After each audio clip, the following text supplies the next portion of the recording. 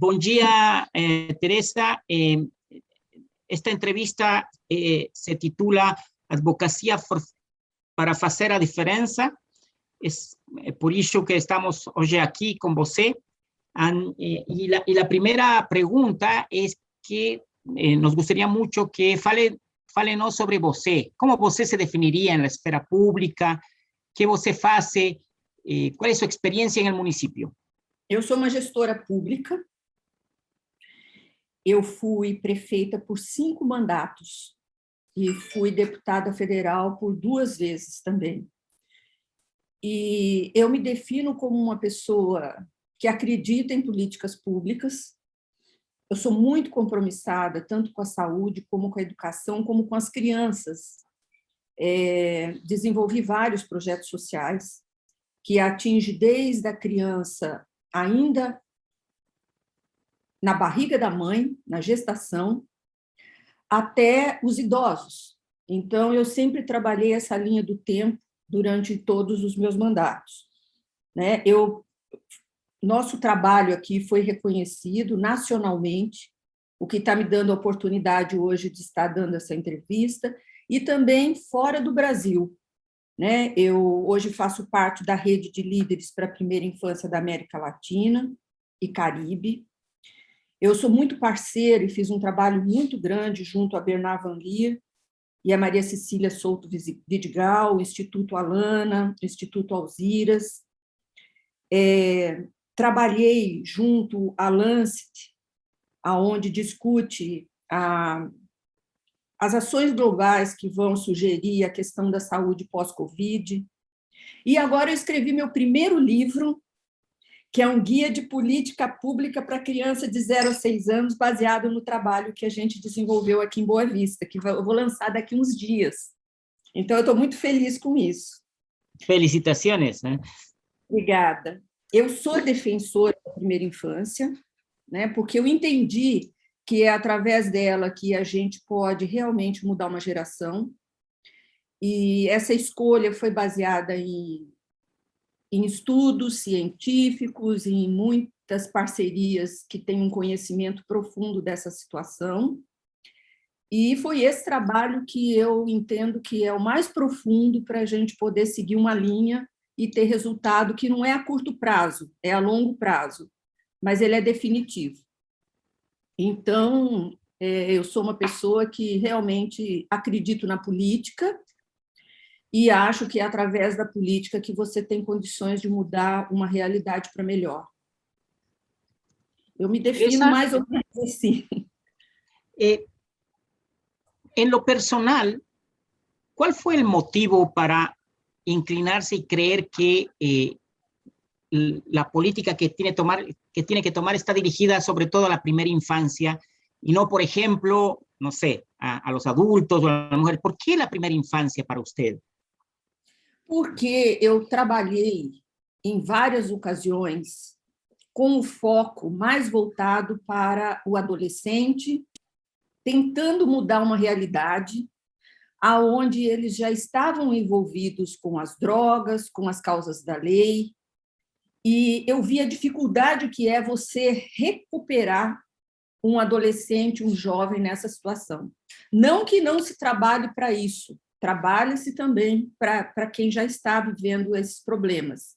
Mas se você trabalha, e isso é cientificamente provado, se você trabalha na primeira infância com a família e com a criança, assim que ela está sendo gestada, e naquele desenvolvimento que é a fase mais importante da vida de um ser humano, que é onde o nosso cérebro está sendo formado, aonde aquilo que a gente passa na nossa infância fica para o resto da vida. E se você trabalha com os estímulos corretos, se você trabalha da forma certa, cientificamente provado, com especialistas, você realmente tem, comprovadamente, uma geração melhor, onde os jovens se tornam mais seguros, menos envolvidos com drogas, mais seguros das posições que tomam, os relacionamentos são mais duradouros. Isso, inclusive, é o Prêmio Nobel de Economia de 2010, com o James Heckman, mostra também que a questão econômica também ela é fundamental quando há o investimento na primeira infância. E baseado nisso, e mais na minha experiência, da dificuldade que é você recuperar esses jovens depois que eles já estão nessa linha de risco, e com os resultados que nós tivemos, eu, então, acredito que é através da primeira infância que você realmente escreve uma história nova na vida de um ser humano. É só você lembrar da sua primeira infância, Sérgio. Lembra dela e você vai ver que até hoje... algo. Você repete comportamentos, você tem inseguranças, você sente até muitas vezes mágoas, até às vezes inconscientemente, por falta de conhecimento daquela época, das pessoas da nossa idade, que realmente tiveram, nossos pais talvez não fossem tão informados como hoje nós temos essa condição de fazer junto a uma política pública, a uma sociedade. Então, eu acredito mesmo, eu acho que, desde que me provem que isso não é verdade, eu acredito mesmo que esse é o melhor caminho para a gente poder investir na criança. Teresa, hasta el año pasado, usted fue alcaldesa, fue prefecta de Boavista. Actualmente hay un alcalde que también es el continuador, era vicealcalde de usted, y probablemente usted se presente como candidata a gobernadora en el futuro. En estos años, en estos últimos 8 años que usted se dedicó a la actividad en la alcaldía, ¿cuáles son las principales políticas que considera desarrolló respecto a la primera infancia? Si nos los puede contar, nos puede explicar qué hizo usted por la primera infancia en Boavista, concretamente. Concretamente, nós conseguimos transformar Boa Vista, que é uma capital no norte do Brasil, né, com cerca de 450 mil habitantes, nós conseguimos mostrar para o Brasil, mostrar para o mundo que reconhecidamente nós somos a capital da primeira infância, porque nós trabalhamos baseados, como eu falei, com pessoas com o conhecimento científico para que a gente pudesse implantar na cidade como um todo uma política integrada, e essa política integrada é chamada Família que Acolhe, foi onde nós começamos todo esse trabalho, chegou até a questão urbanística da cidade, ou seja, nós abrangemos todos os setores, e nós transformamos a realidade em vários segmentos da infância e da família com bastante significado. Então, esse trabalho da primeira infância é uma realidade, é uma política de ação integral e integrada, do 0 aos 6 anos de idade, aonde trabalha todo o município de Boa Vista, todas as secretarias, com o foco no desenvolvimento da primeira infância. Esse é o livro que eu escrevi, mostrando os passos de como se faz esse trabalho, para que possa servir de inspiração para outras pessoas também, adaptando a sua realidade para outros lugares, e possa usar a nossa experiência, que foi uma experiência de sucesso. Eu implantei, quando eu digo, não sou eu, nós, né, nossa equipe, a gente implantou creches diferenciadas, inclusive visitadas por todas as organizações, como Unicef e organizações de muito peso. Nós criamos uma cidade voltada para a criança através da Fundação Van Leer, com o olhar do Urban 95. Então, a gente trabalhou mudando todo um conceito de cidade mesmo, e que esse olhar é visto através da criança. E não tem como você trazer a criança sem trazer a família. E, com isso, você tem hoje uma cidade com esse olhar, e com índices que já mostram que isso deu certo, apesar de que o programa tem 9 anos. Quando chegar a 14, 15 anos, nós vamos ter um resultado ainda muito maior. Né? Então, concretamente, nós mudamos uma realidade na cidade. Una pregunta, este programa se pudo ser expandido a nivel de todo el país, ¿verdad? O sea, se utilizaron los lineamientos del programa de Boavista para hacer una política a nivel nacional. ¿Se nos puede contar un poco sobre eso, sobre lo que el gobierno federal toma del programa de Boavista para aplicarlo en la primera infancia?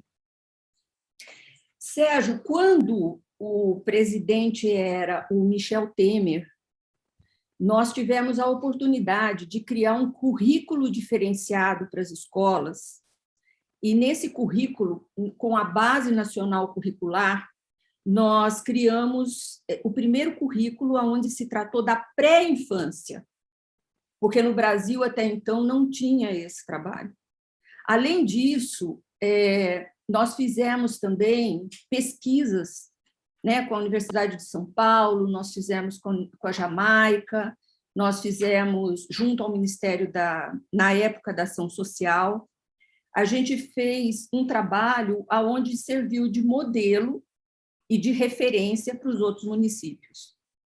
Então, nós fomos um laboratório em Boa Vista de experiências bem-sucedidas em outros lugares do país, aonde, implantado aqui a nossa realidade, a gente pudesse trazer para o Brasil, dentro da nossa cultura, dentro da questão da região, e que isso pudesse se tornar um piloto para ser mostrado para o resto do Brasil.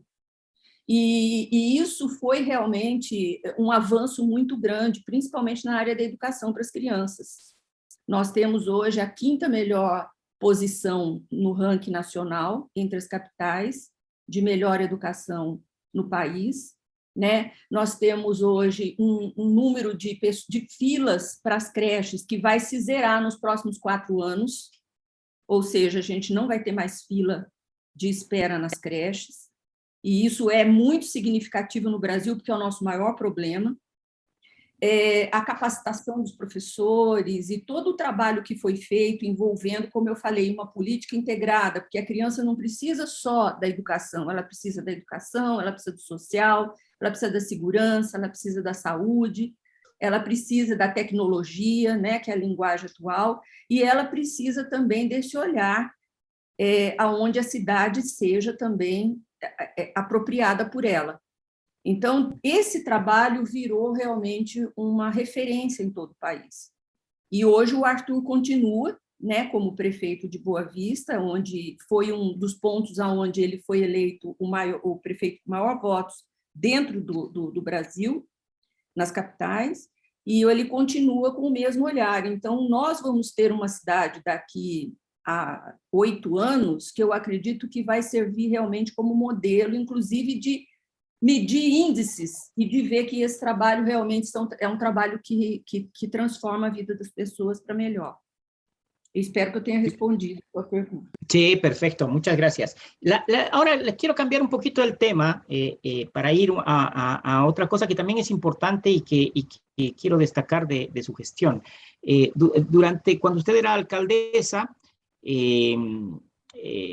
uno de los temas que tuvo que tratar con más, porque fue algo que ocurrió y porque además están ustedes muy cerca de la frontera, es el éxodo de inmigrantes, sobre todo de Venezuela, que empezaron a llegar a Brasil y que llegaron a Boa Vista. ¿Qué significó esto para su gestión, para Brasil en su conjunto y para el estado de donde están ustedes? ¿Cómo ven este tema y cómo comenzaron a enfrentarlo? Bom, isso é um tema, Sérgio, que o mundo não sabe lidar ainda, né? É um tema que está ocorrendo no mundo inteiro. E no Brasil, se nós tivéssemos esse processo da imigração num estado como o estado de São Paulo, Mato Grosso, qualquer outro estado que não fosse Roraima, eu acredito que nós não veríamos esse problema que a gente está passando hoje em função de que a nossa região é que faz com que a coisa fique muito difícil, né? Então, nós somos um estado isolado no norte do Brasil, aonde, para sair daqui de Roraima, sair de Boa Vista, você só sai de avião, as passagens são muito caras. Nós somos a 5ª rota de entrada da Venezuela, embora a gente esteja só a 200 quilômetros da fronteira, mas aqueles na Venezuela que têm mais recursos, mais dinheiro, eles escolhem outros lugares primeiro, antes do Brasil. Então, nós recebemos aqui as pessoas que são muito pobres, com muita necessidade, e mais de 50% são crianças abaixo de 18 anos. Quando você tem uma capital da primeira infância e todo o trabalho é voltado para a criança, essas crianças que estão chegando, não importa a nacionalidade que elas têm, elas também precisam ser olhadas. Então, foi um processo muito complicado, é até hoje. Eu acho que isso ainda vai piorar a partir de agora, porque a fronteira estava fechada por causa da pandemia e acabou de abrir, e o fluxo está aumentando a cada dia. Mas como é que nós trabalhamos? Como é que nós encaramos esse problema? Atendendo principalmente as crianças em todos os serviços públicos que o município oferece. Então, esse trabalho que nós tratamos com a imigração foi um trabalho de integração. Foi um trabalho onde não tinha diferença a criança ser brasileira ou venezuelana. Ela é criança e ela tem, por lei no Brasil, ela tem o direito a receber aquilo que a criança brasileira tem também o direito de receber, e nós trabalhamos assim. Teve muita reação contrária, né? No, solamente una interrupción, es para, en su responsabilidad como funcionaria pública y frente a la población de Boavista, usted no tuvo críticas respecto, ¿cómo lidió? Porque generalmente en estos temas complejos, donde están en juego los derechos tanto del migrante como también de las personas que viven en la ciudad, en el municipio, seguramente, ¿cómo logró conciliar ambos criterios? Esto de inmigrantes que vienen, que están utilizando jardines infantiles, están utilizando el sistema de salud, y a la vez ciudadanos que dicen, ¿por qué no primero yo frente a ellos? ¿Cómo desde el municipio ustedes pudieron encarar ese problema? Sérgio, não foi fácil. Eu enfrentei, sim, muitas críticas, né? Muitas críticas, mas as críticas, elas vêm de uma determinada área, ela não atinge 100% da população. Eu acho que os gestores precisam prestar atenção nisso, porque quando você conversa separadamente e vai discutir a situação, ninguém é contra e ninguém quer ver uma criança passando necessidade, está desnutrida, nascendo sem nenhuma condição de ter onde morar. Mas existe uma questão política que levanta essa situação, né, de algum segmento que cria essa xenofobia de que, no caso, em Boa Vista, os venezuelanos estariam vindo e tomando lugar dos brasileiros. Né? Então, como que nós enfrentamos isso? Primeiro, a gente fez tudo com muita clareza, enfrentando as críticas, procurando tomar as decisões baseada em considerações aonde não se pode argumentar. Por exemplo, se eu estiver errada, você me prova que eu estou errada, que a gente muda a nossa posição. Mas quando uma criança vai procurar uma vaga na escola, pela lei do Brasil, você não pode deixar a criança fora da escola. Pela lei da imigração, o atendimento tem que ser igual. O cidadão que vem de fora e pede refúgio, ele vira um cidadão brasileiro. Ele recebe todas as condições que recebe um brasileiro. Então, eu vou cumprir o que a lei está me mandando fazer. Né, que é diferente, por exemplo, de outros países, onde os gestores não têm amparo para tomar uma decisão assim. Então, essa questão da lei ela é fundamental para que a gente possa saber conduzir esse processo e trabalhar na integração. E aí a gente trabalhou buscando isso, buscando essa igualdade, dando o acolhimento. E, num primeiro momento, foi muito difícil, porque as pessoas começaram a chegar, eu acho que no Chile está acontecendo isso agora, começaram a chegar e elas ficavam nas ruas, mas teve a interferência também do governo federal através do Exército, aonde começou a montar os abrigos. Hoje nós temos 15 abrigos dentro de Boa Vista, né? Nós temos cerca de 10 mil pessoas hoje abrigadas nos abrigos dentro através do Exército, através das organizações internacionais. Mas o nosso grande problema em Boa Vista não são esses abrigos e nem as pessoas que estão lá dentro e que recebem tudo. Eles recebem refeição, eles recebem médico, eles recebem a cama para dormir, a comida para comer. O nosso problema são as mais de 120 mil pessoas que vivem na cidade e que dependem do serviço público. Entendeu? E essas pessoas que vivem fora dos abrigos e que são atendidos pelo serviço público do município, é onde nós tivemos que nos desdobrar para poder trabalhar nessa questão da integração. E eu vou lhe ser muito sincera, nós usamos realmente a condição da criança para que a gente pudesse fazer esse trabalho onde as pessoas compreendessem melhor o que a gente estava querendo entregar para a sociedade.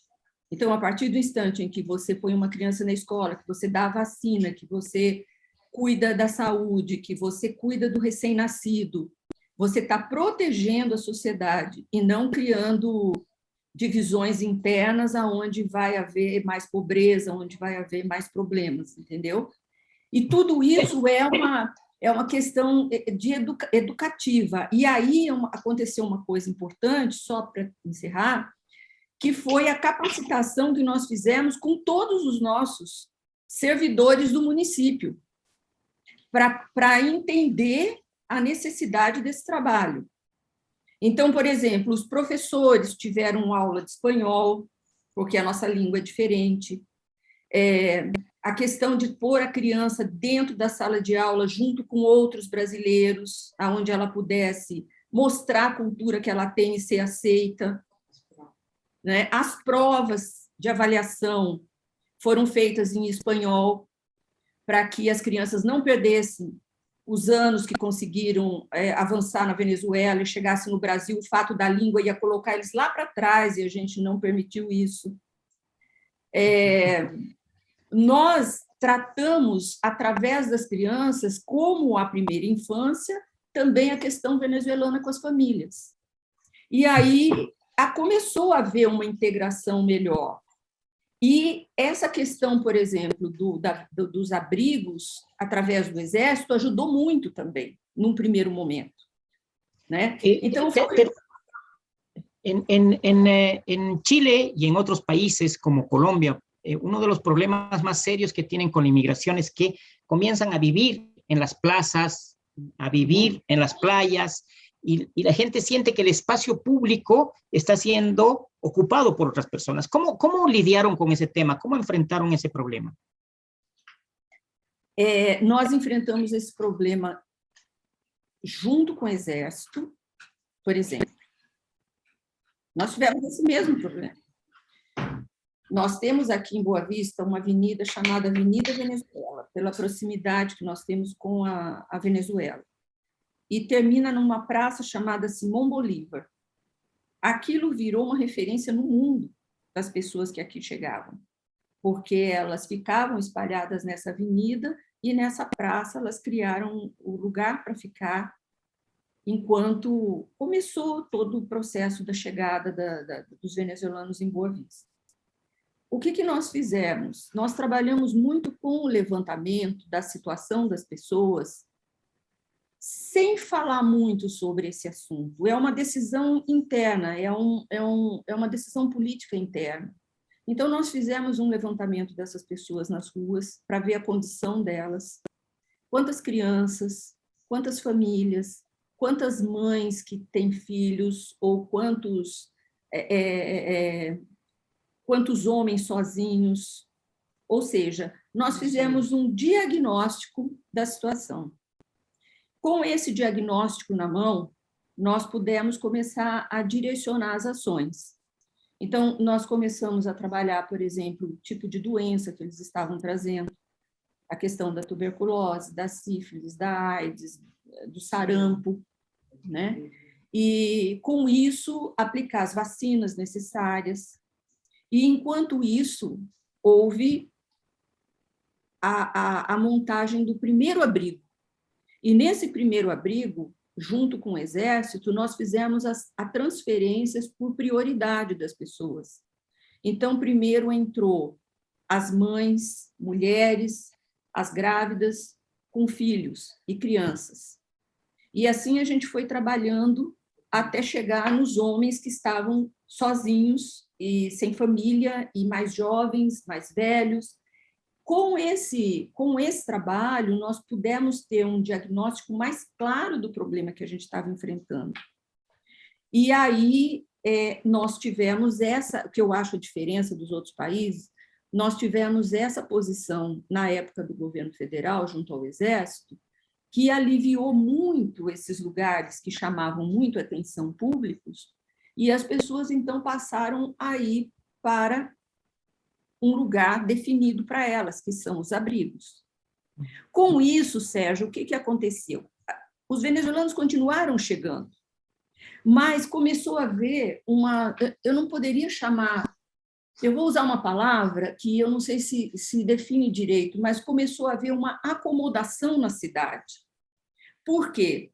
Uma parte deles começa a fazer aluguéis em casas, por exemplo. Nós temos casas onde mora mais de uma família venezuelana.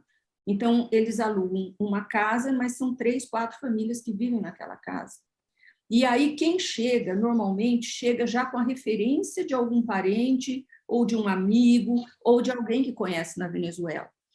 Então, além de você ter os abrigos, além de você ter o trabalho oferecido no município para os imigrantes, e de você ter uma clareza com quem você está lidando, e mais essa acomodação que naturalmente ocorre, porque eles não vão sair daqui, eles vêm para ficar, você começa a ter uma integração, como foi no sul do país, quando vieram os italianos, quando vieram os outros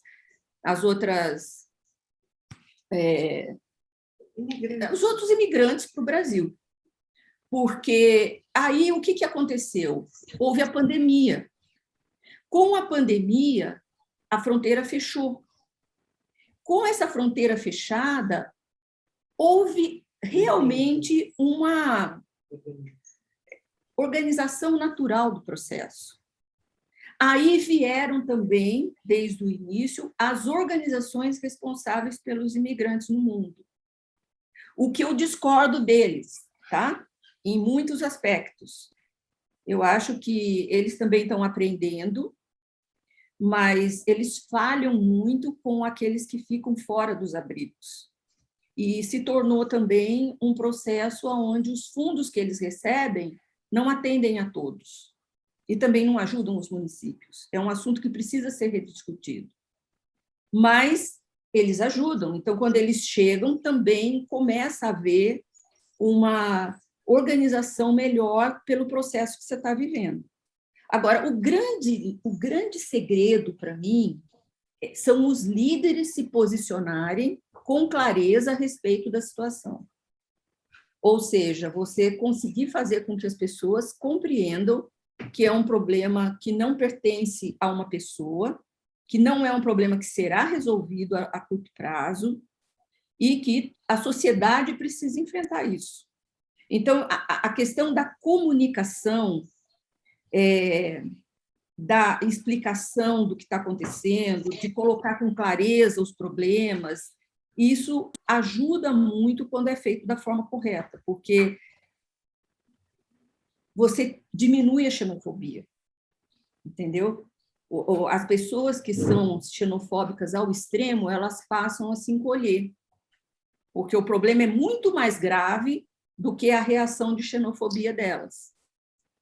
E quando você mostra, principalmente, a questão das crianças, não tem como qualquer pessoa que tenha o mínimo de dignidade, de sentimento, não tem como se colocar contra ao que um país precisa fazer numa situação dessa, entendeu? Agora, vai muito de país para país, vai muito das leis, vai muito de todo esse processo, né? Aqui em Boa Vista, a gente agiu assim. Respecto a las crianzas, sobre todo, ¿hicieron algún tipo de política especial dirigida a la primera infancia, a los niños migrantes? Sim, nós tivemos, em parceria com a Fundação Van Leer, inclusive está acontecendo até hoje. Por exemplo, aqui nós, como eu falei, nós temos um trabalho voltado para a criança na cidade. Então, as praças, os playgrounds, eles são todos feitos voltados para a questão do Urban 95. E em parceria com a Fundação Van Leer, em parceria com a Avice, que também é uma outra fundação italiana, que trabalha também com a imigração, nós construímos praças que pudessem atender os abrigos, nós fizemos várias ações voltadas aos imigrantes, nós fizemos, eu gostaria muito de mostrar para você um filme que nós fizemos, eu peço para a Ana te mandar quando acabar a nossa entrevista. Okay. Um filme que nós fizemos com crianças brasileiras e venezuelanas, onde você mostra que não tem diferença, né? Você mostra as duas e fala qual a diferença entre elas. Então, levando para a população a necessidade da compreensão nesse momento, porque aí você também tem que explorar um lado na cidade, que é o lado das pessoas que vão trabalhar para querer ajudar. Então, você tem os voluntários que querem ajudar também. Eles também precisam ser bem direcionados. Você tem o trabalho em parceria com as igrejas. Então, é você pegar o teu poder de serviço público e conduzir junto à sociedade e junto às instituições que querem ajudar, de uma forma que possa aliviar esse problema, porque resolver não resolve. Não resolve. E não adianta você falar que ele não vai existir a partir daqui 1 ano, 2, vai piorar em todos os lugares. Você vê que esse problema da migração é no mundo inteiro, não é só na Venezuela, né? E a diferença da Venezuela, que a gente está passando por isso, é que eles vêm desnutridos, eles vêm sem condições nenhuma de saúde, e a diferença da Síria é que eles vêm todos mutilados, e a gente ainda tem uma vantagem, porque a questão da religião não atinge tanto a nossa região como atinge a região hoje enfim, da Síria, daquela região toda. O que eu acho é que você tem que realmente usar... Nós criamos um comitê para discutir esse assunto, né, um comitê que envolvia todas as secretarias, acompanhamos separadamente os números, porque os números também não são claros quando você não faz o acompanhamento. Por exemplo, hoje nós temos nas escolas cerca de 15% dos alunos venezuelanos. É um número muito alto, né? E o lugar melhor para se trabalhar é dentro das escolas, porque as crianças elas não têm isso, entendeu? Então, isso é também uma coisa importante para isso ser como modelo em outros lugares. Esta entrevista probablemente la vean otros líderes que no tienen la experiencia que tiene usted. Si usted pudiera resumir en qué aconsejaría a esos otros líderes respecto al tema de la migración y cómo enfrentarlo desde un cargo público como desde una alcaldía. Si un alcalde recién electo acá en Chile, en Argentina, en otro lado, un alcalde nuevo, tiene que ver este problema, ¿usted qué le aconsejaría, sabiendo las diferencias que hay entre países, legislaciones, pero cuál sería en lo personal el consejo que le daría? Quem me ajudou muito? A Fundação Bernard Van Leer, com o olhar que eles têm. Inclusive, agora, Sérgio, eles estão montando uma discussão com a Acnur, uma discussão onde vai se começar a falar sobre essa questão do olhar com as cidades. Porque você não pode pegar uma questão da imigração também e segregar. E eles fazem isso, né? Eles não fazem, talvez, com consciência, mas eles escolhem quem eles vão cuidar, eles cuidam de quem está dentro dos abrigos. Mas e a cidade, que está sofrendo toda essa invasão? Então, você precisa discutir a cidade e você precisa discutir, e eu sempre disse isso, você precisa discutir a integração. A integração é a grande chave, porque todos nós somos seres humanos. Então, todos nós somos iguais. E aí você tem que se cercar de pessoas que possam te aconselhar e que você possa ter um panorama claro do que você está enfrentando, né? E eu volto a dizer, embora você pediu para tirar isso, mas eu volto a dizer que as leis são fundamentais no país. Agora, você tem realmente que lidar com a situação com muita clareza, porque eu entendo também o lado de quem está olhando o filho e fala: por que meu filho vai para uma sala provisória numa escola, se antes ele tinha uma sala com mais conforto? Né? Então, você também, esse é um trabalho social que você tem que fazer, onde você tem que explicar à família a situação, fazer com que elas se conheçam, porque isso também é importante, né? E essa questão da criança dentro da escola, com a criança brasileira e a criança venezuelana, eles criam um vínculo, eles se tornam amigos. Isso ajuda muito também nesse processo da família. Então, o melhor conselho que eu posso dar pelo que eu vivi é você se cercar de pessoas ou de entidades que possam te fortalecer nesse processo de integração. Para mim é a palavra, entendeu? E aonde você possa dar oportunidade a todos, mesmo que você seja criticado, porque a crítica faz parte do processo, você não vai agradar 100% das pessoas. E eu acho que a gente tem que tomar a decisão que é a decisão mais correta em relação ao ser humano. E esse é o momento que a gente está enfrentando isso, né? Então, esse diagnóstico também eu aconselho, porque quando você enfrenta o problema de uma forma que você destrincha tudo que vem, o bicho não é tão feio assim. Você vê com clareza, por exemplo, quando nós fizemos o levantamento, a gente começou a ter quantas crianças com 18, com 17, com 15 anos, quantas crianças de 0 a 6, né? Como é que é, o que eu vou ter que fazer para poder acomodar, o que eu posso fazer junto à Unicef, por exemplo, que a gente discutiu muita coisa. Então, são dados que você começa a trocar e problemas que você começa a levantar, né? Então, família que acolhe, por exemplo, nós temos problemas de poucas creches. Então, é uma regra, só faz parte da creche aqueles que fazem parte da universidade do bebê. Se uma mulher grávida venezuelana faz a universidade do bebê, ela vai ter a vaga na creche, como a brasileira. Então, você cria as regras de integração. Assim também nos outros projetos sociais.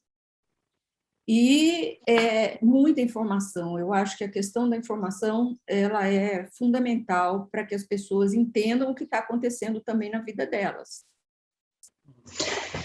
Teresa, como esta es una pregunta más, la última pregunta, en estos 20 años de ejercicio y de servicio público que tiene usted, en este trabajo que ha hecho con crianzas, con migrantes, ¿cuáles son las lecciones que usted ha aprendido? ¿Qué es lo que le ha aprendido en la práctica para ejercer incidencia política, para lograr conseguir algo desde la función pública que haga la diferencia? ¿Cómo usted cree cuál es el aprendizaje para hacer la diferencia en estos temas? Veja, não é fácil.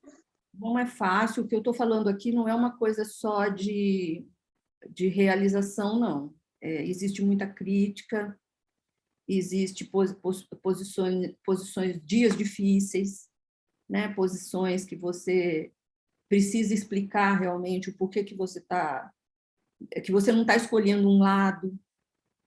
Então, não é um processo fácil, não. Existem também aqueles que vêm na migração, que não são pessoas boas e que vão causar problemas, só que você não pode pegar com que uma pessoa transforme toda um grupo como se todos fossem iguais. Então, é um trabalho árduo.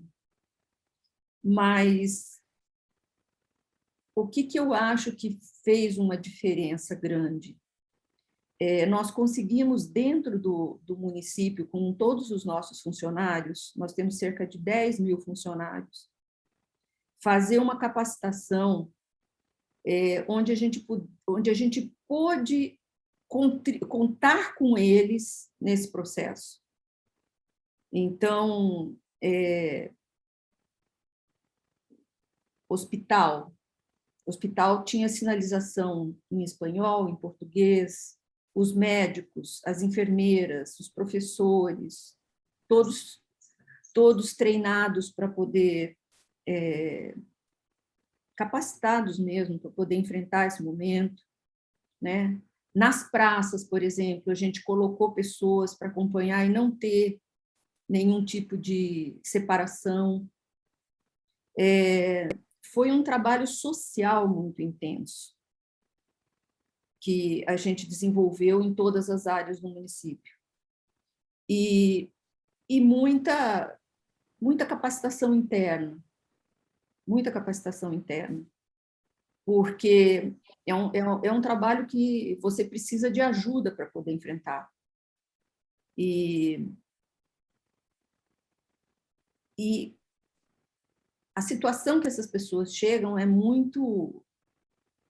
toca muito nessa questão social, entendeu? Agora, tem toda uma questão política, tem toda uma questão difícil. Qual é um problema assim que eu acho que, eu não sei se vocês passam aí, mas esconder números, não mostrar a realidade, você trabalhar no escuro, tudo isso piora a situação. E a posição do gestor também, né? Se o gestor é contra as pessoas que vêm, vai se criar um caos, porque as atitudes que ele vai tomar vai ser para que a sociedade também fique contra. Então, por exemplo, nós tivemos problemas em muitas cidades dentro do estado de Roraima, problemas agressivos até, mas nós não tivemos nenhum problema em Boa Vista, onde foi a cidade que mais recebeu imigrantes. Nenhum. Aqui nós não tivemos essa coisa do confronto, né? Tivemos reclamação, tivemos críticas, tivemos tudo isso, mas daqui a 10 anos, as pessoas vão entender que essas pessoas que estão vindo agora farão bem para o nosso estado. Porque nós somos um estado grande, do tamanho do estado de São Paulo, com uma população muito pequena.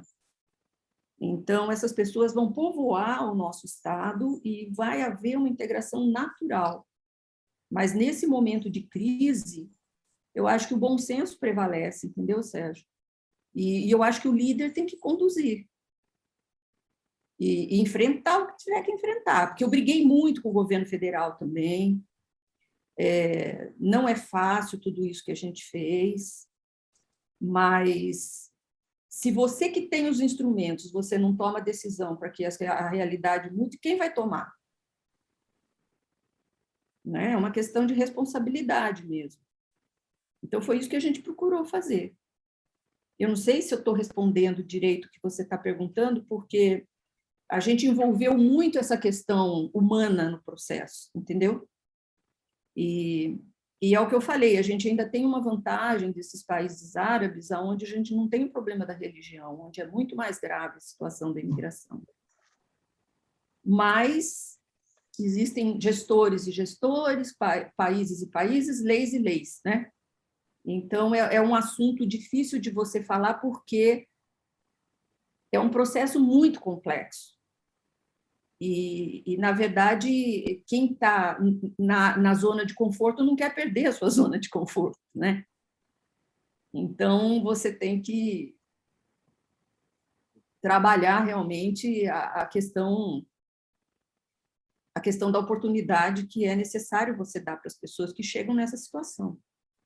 E aqui no Brasil, a gente também tem alguns programas sociais que ajudaram muito, né? A gente tinha o Bolsa Família, então o auxílio emergencial, que essas famílias se enquadravam naquele processo, então a prefeitura trabalhou para que eles recebessem também, e isso ajudava também na questão do desemprego. Nós usamos todas as ferramentas que tanto o governo federal como o municipal tinha para poder atender e integrar através da criança. Esse é a grande diferença, sabe? E das escolas também, e da saúde e tudo mais. Acho que é Ok, isso. Teresa. Muchas gracias. Ha sido obrigado, muito obrigado. Ha sido uma linda entrevista. Uma coisa que precisa ser discutida é essa questão mesmo das organizações internacionais. Né? Isso eu marco muito a questão da Acnur, a questão do Unicef. Eles têm que realmente abrir essa discussão para a cidade, porque já que eles são o órgão internacional da ONU responsável por essa questão, eles não podem segregar. Né? Eles têm que olhar o problema como um todo. Então, não dá para pegar o processo que eles fazem hoje, onde eles se fecham naquelas regras, e uma parte muito grande da população que migra fica de fora desse atendimento. Então, isso é um assunto que eu acho que é um dos mais urgentes para ser discutido e para ser levado em debates. Eles tomarem consciência da importância que eles têm, porque eles falam disso com toda a abertura que eles têm o direito de falar, e se eles olham o problema como um todo, eles vão ajudar os gestores, as cidades, eles vão colaborar de uma forma mais eficiente. E isso não significa passar dinheiro para ninguém, não. São ações que eles têm que fazer, entendeu? Que possa integrar todo o problema, e não só separadamente. No nosso caso, no caso da América Latina, né? É diferente em outros lugares. Mas é um assunto dificílimo. Muy difícil, sí, y que afecta a todos por igual. Teresa, muchísimas gracias por el tiempo, por esta hora de conversación que hemos tenido juntos. Entiendo que sigue su agenda, así que no quiero molestarla más. Le agradezco mucho. Nosotros nos vamos a comunicar con Ana para ver el tema de algún dato que nos falte, para ver este video que nos dice usted que nos podría servir, el video de niños y niñas cómo son iguales, y también voy a ver el tema vamos a ver también el video que mandó sobre la escuela y el quinto lugar que tienen ustedes en la educación en Brasil. Así que con eso vamos... Ese quinto lugar con ese problema. Sí, exacto, claro, no es un quinto lugar cualquiera, es un quinto lugar... Agora, exatamente. Sérgio, deixa eu te falar uma coisa. Eu estou à disposição de vocês. Eu não estou tão presente porque eu estou realmente pré-candidata ao governo do Estado. E não está fácil a gente enfrentar esse processo aqui, entendeu? Então, eu estou muito voltada a esse problema para que eu possa realmente manter a posição que eu tenho hoje. E isso faz com que eu não esteja tão presente quanto eu gostaria. Mas quando eu for governadora, nós vamos fazer um trabalho lindo. E aí eu vou estar muito presente com vocês. ¿Tá? Perfecto. Y a la inversa, Teresa, todo lo que podamos colaborar para que usted siga teniendo éxito y sea electa, vamos a hacer lo posible porque nos interesa que los líderes de la red tengan éxito personal, o sea, eso le hace bien a la red misma. Todo éxito en cualquier área del trabajo de los líderes de la red es también un éxito para el resto. Entonces vamos a colaborar en todo lo posible para que, y esta entrevista esperemos que también ayude, la vamos a difundir en el mundo en el cual nosotros nos movemos, pero antes de eso obviamente le voy a mandar una copia para que usted apruebe finalmente con Ana los subtítulos, toda la edición, y bueno, vamos a difundir esta entrevista. Cadê o livro? E eu vou mandar para vocês o livro que eu vou lançar, que é A Primeira Infância para Sempre. Ay, buen título, qué buen título. Vou mandar para vocês, tá? Por favor, totalmente, vamos a verlo y difundirlo como todo lo que podamos. Muchas Tá gracias, bom. Teresa. Olha, estou à Muchas disposição. Um prazer, viu? Igualmente, saludos a su esposo y a Ana. Chao, Ana. Yo te escribo, Ana, para ponernos de acuerdo. Y Combinado. saludos a nuestro amigo que habla español. No Sim, retuve el nombre. Marcelo. Eso, Marcelo. Mas eu preciso te contar a história do Marcelo, que morou em Cuba há 10 anos. Me imagino. Chao, nos vemos. Obrigada. Suerte. Chao.